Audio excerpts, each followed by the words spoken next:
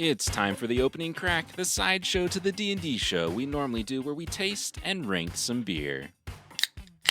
And there it is, my friends. We are back again, coming at you with a new beer tonight, which is... Oh, this is a good one. This is a fun-looking one. Pants Off, Dance Off. That's the name of the beer, not what I'm doing. I don't believe it one bit. Don't let him fool you. So the Pants Off, Dance Off is brewed by Millstream Brewing Co. in Amana, Iowa. Was our last beer from Iowa? It was. Cheers to Iowa. Why not? No, pour it out. Ooh. Oh, wow. Wow, hot take. And we're switching up the style this week. So A little bit. Cream ale with pistachio. Oh, boy. Initial thoughts. Oh, boy. I think we should take a sip first. Okay, here we go. Here we go.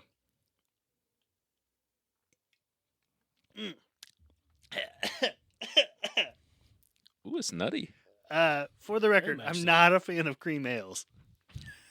So, Getting off on the right Woo! foot with Brett tonight. here we go.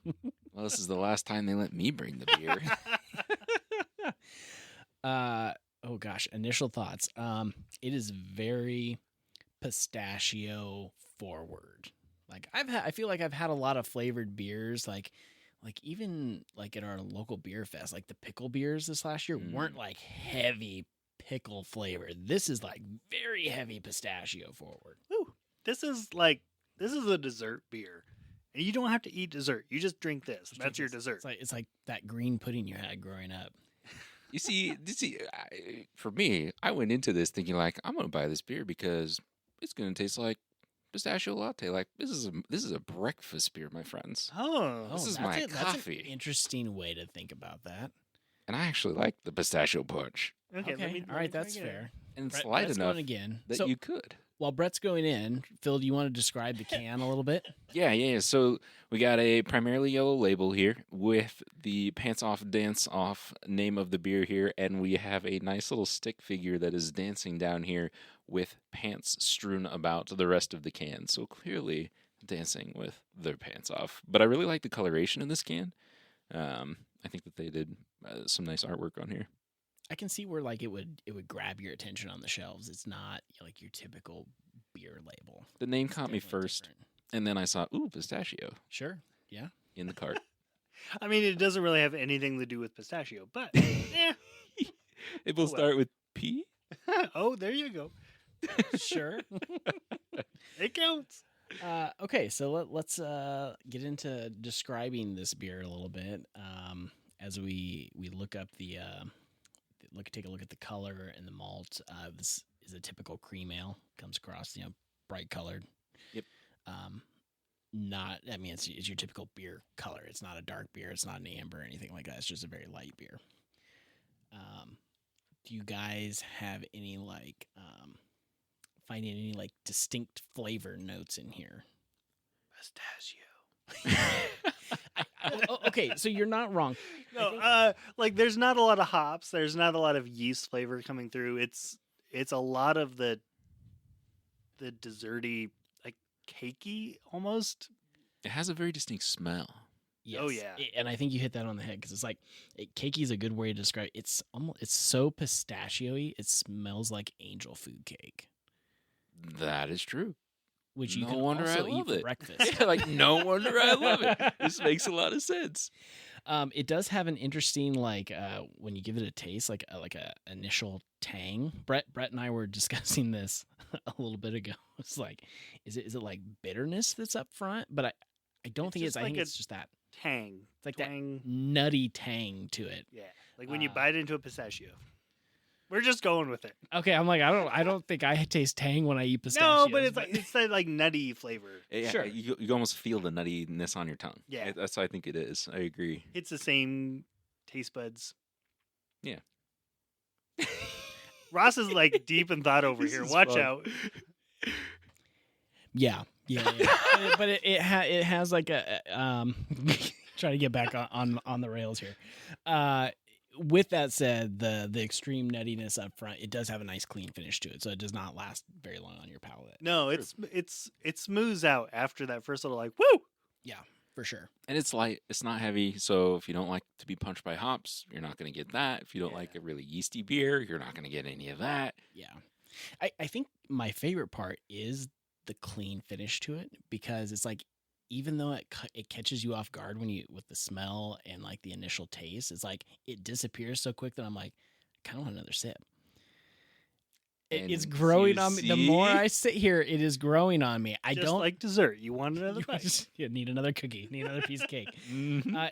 Honestly, though, as I sit here, it's growing on me. I don't know if I would buy this, but if somebody gave me one, I would absolutely drink a can of this. I feel like Are there beers you wouldn't drink? not many. I mean, I'm not saying I would. Valid. I mean, you're not wrong, but all right, into the pubs and such. The big one. Yeah. Okay, The D&D link. Where in D&D would you find this beer? I think that Okay. they're sourcing their pistachios Ooh. from Anurok, somewhere over there, past the Great Cloak Hills, and past the Marsh of Jalimber, and likely they don't want to transport it too far. And by too far, I mean like more than 500 miles, but By horse and actual scale on this map. But Hardbuckler has some of this pistachio ale, and they have it at the Hypnotic Stallion Lounge in Hardbuckler. The Hypnotic Stallion Lounge. Yes. I love that. Wow. That is great. I like it. Ross, where are you seeing this one? I can't. So I think this one that I ran with the angel food taste to this. So I think you would find this at Fort Morning Lord, which is between Baldur's Gate and El Terrell. This is a homebrew.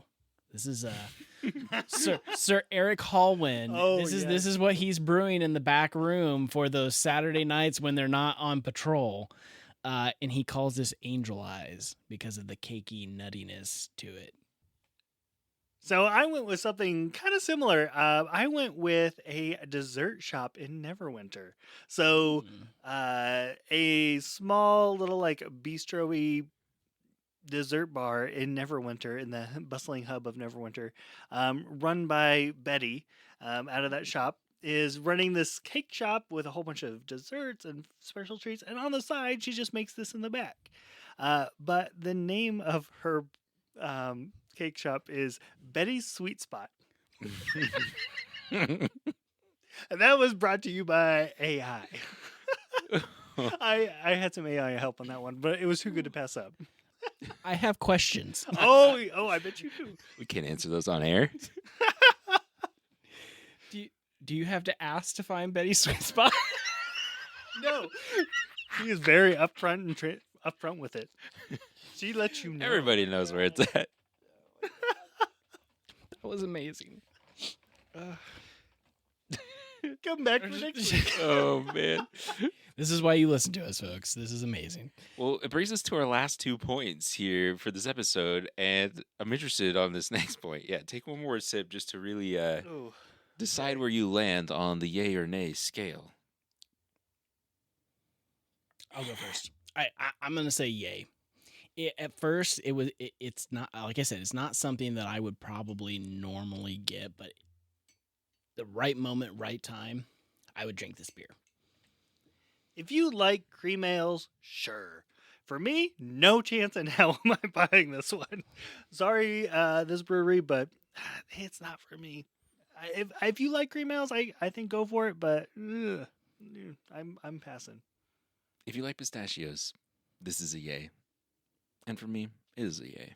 That's all you need. It's all about personal preference. Now, CR-wise, I don't think we called this out, but this is only a 5% ABV beer. So, if we, talk about challenge rating with how we did it last time we did an opening crack, this is going to fall pretty far down the list. I think even last time we talked about the scale, I think we called cream ales out and put them at a CR1. But we don't always just have to equate it to the style of beer. It could also be drinkability. But I think, for me, this is a pretty easy drink. Yeah, it's probably a CR1. It's about that easy. You know what? We'll go with the 2.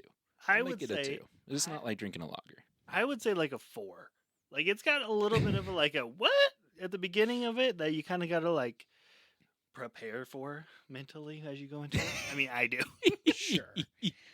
I'm actually going to go a little bit higher than you guys. I think if we're talking like standard beers, cream ales being a 1, I think this is just different enough and it's still crafty enough that to me it's in that 6 to 8 range. We'll just say a 7. We'll split the difference and say a 7. Because if you're not a typical craft beer drinker, I don't think you're gonna be able to dive in. Yeah, that's fair, Ross. I'm gonna change my number based on that too. You're right. If you don't love craft beers, this is not like a CR1, CR2 for you. It would be like a CR6. This is not Michelob. It does have a strong flavor profile. It's not necessarily a heavy beer or anything like that. It's easy to drink, but it definitely has a specific flavor. I mean, if you don't like craft beer because of like hoppiness, because craft beers tend to be a little hoppier, you will probably be okay with this beer. Yeah, give it a try. I'm just saying it's higher just because of that general flavor. It is. If you're a Coors drinker and you're walking in, you're probably not gonna like this. But I'm cool with it. So you can check out, if you want to find more about Millstream Brewing Company's beers, you can check them out at millstreambrewing.com. Again, they are in Amana, Iowa. So for 2 weeks in a row, we've talked about an Iowa beer. Not next time. Sorry, Iowa. You've had your day. That's going to do it for this bonus episode. Stay tuned for more beer reviews in the future.